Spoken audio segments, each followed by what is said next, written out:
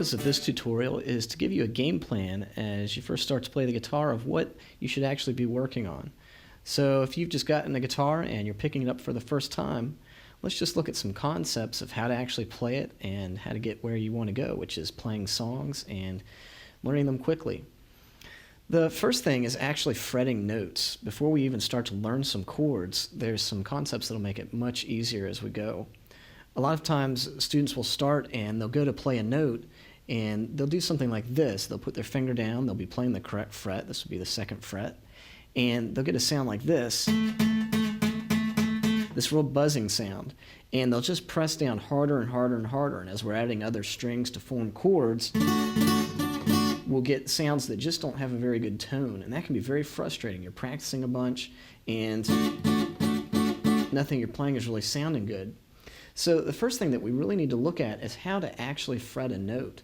When you play, you want to be right behind the metal part of the fret. That's the actual fret wire. We want to be behind that, not far back on the fret space, but actually right up next to the wire, not on it, because that'll also give you a buzz, but just have your finger right behind it.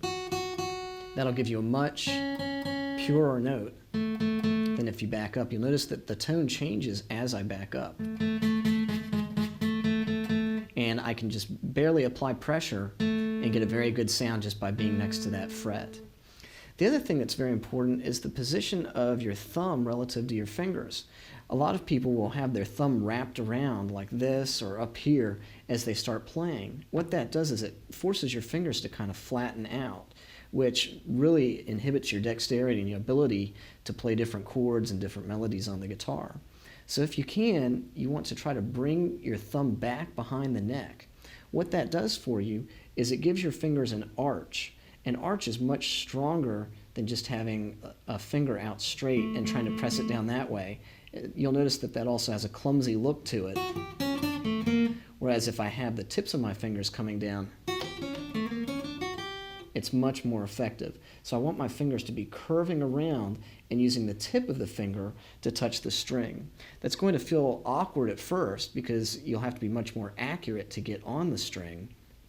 But in the long term, that'll give you a much better sound. You won't be hitting extra strings.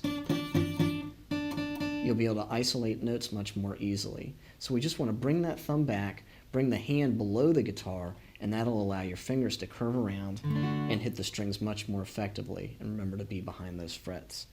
So we'll come back and start with some major chords in our next part of this tutorial.